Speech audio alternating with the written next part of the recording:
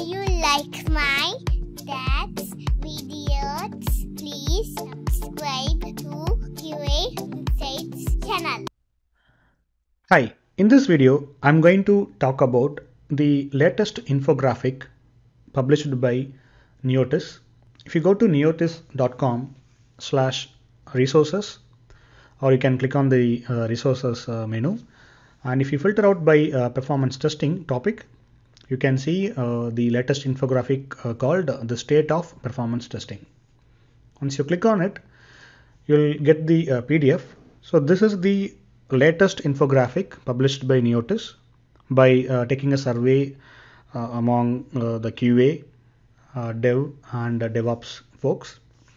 And this PDF talks about the various trends in performance testing like shift left, DevOps and Agile, etc. So we are going to discuss these infographic one by one. The very first topic is about shift left. So shift left means testers will be involving very early in the life cycle. They will be involving in designing. You can involve in infrastructure configuration, or you can involve in scripting using dev environments so that you can automate most of the stuffs, etc. So by involving pretty early, definitely you can save a lot of time, and also you can identify a lot of defects in the design phase itself, so that you can save a lot of money. Instead of fixing it in the production, you can find the defects in the early stages. So this infographic is telling only 16% of the organization practicing the testing continuously, and rest almost 37% they will be testing in the end. So they do not actually shift left. They are pretty late in the game, and about 10% weekly and 14% monthly. So this is the shift left trend in the organizations. And when the organization typically start evaluating the performance, whether the performance is required or not, so only 23% of the organizations, they involve pretty early in evaluating the application, but remaining 77% of the organization, they will think about performance later in the phase. So they will execute the test cases probably in pre-prod or in sometimes in production.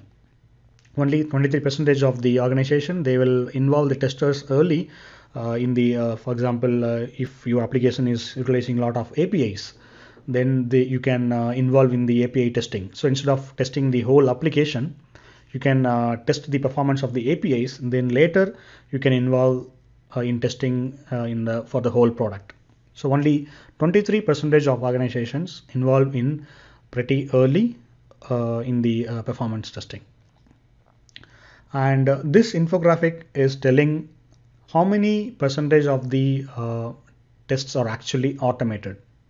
So only 14% of the organizations are fully automated, and 41% they take around 1 week, and more than 45% they take more than a week to complete the performance testing.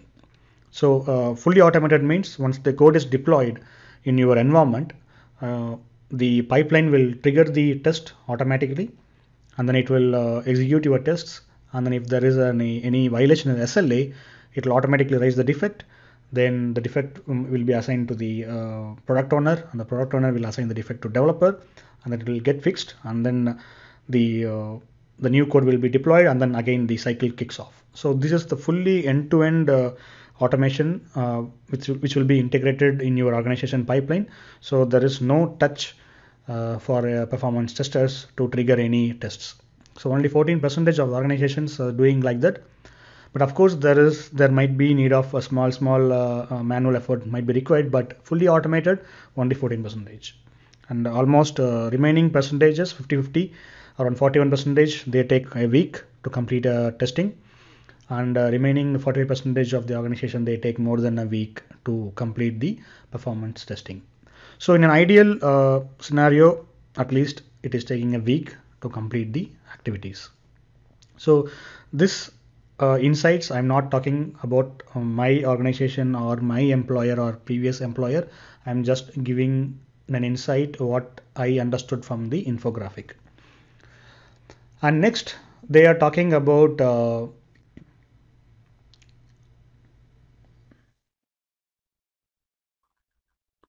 next infographic is talking about the agile and DevOps. So how performance testing actually fit into the iterative process, example in agile.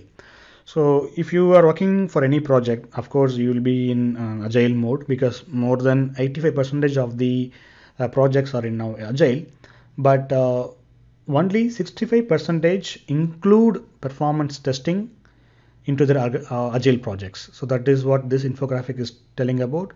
So if you are working in agile, if there is 100 agile projects, then only 65% of the product owners are thinking about performance testing into their agile mindset, and 30% they never think performance testing as a part of the iterative process. So this is pretty much very less. I believe it should be at least some 90 or 95% of the projects must be included in the agile mindset. Okay, and the next infographic is talking about how much percentage the developers are involving into performance testing. So this particular infographic is kind of alarming, because 37% of the developers are involving in performance testing. So they might be using open source tools like JMeter or Gatling, or they can write their own threads, a Java program to simulate the threads, simulate the load locally, and then they can evaluate the performance. And there are a lot of tools available, and no need to purchase the full suite for the testing. So they can use leverage the open source tools for performance testing needs, and then they can test, and then they can read the metrics. So as a tester, I would say this percentage is, as I said, is alarming. So we need to bring up a lot of innovations and a lot of thought process in the performance testing, so that you can deliver the most, and then you can really be a part of a critical part for your project. And if you see here, the 42% of the people are from QA, and 37% are from development, and only 22% they are doing in the production environment.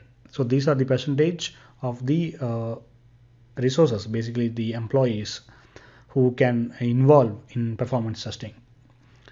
And many companies, as you know, following agile, but nowadays they are shifting their mindset from agile to DevOps, and mostly the functional testing itself is being automated, but performance testing is being carried out by specialists like us, because it needs a special skill to script, to execute, and to analyze the results, and to identify the bottlenecks, give recommendations, etc. So this is the final conclusion. Agile is the norm, but the road to adoption is iterative. So that's it about this infographic, and if you have any questions, please let me know in the comments, and if I missed out any insights, please let me know. I will try to add it in the comments and in the description. So thanks for watching. Have a great day. If you like my dad's videos, please subscribe to QA Insights channel.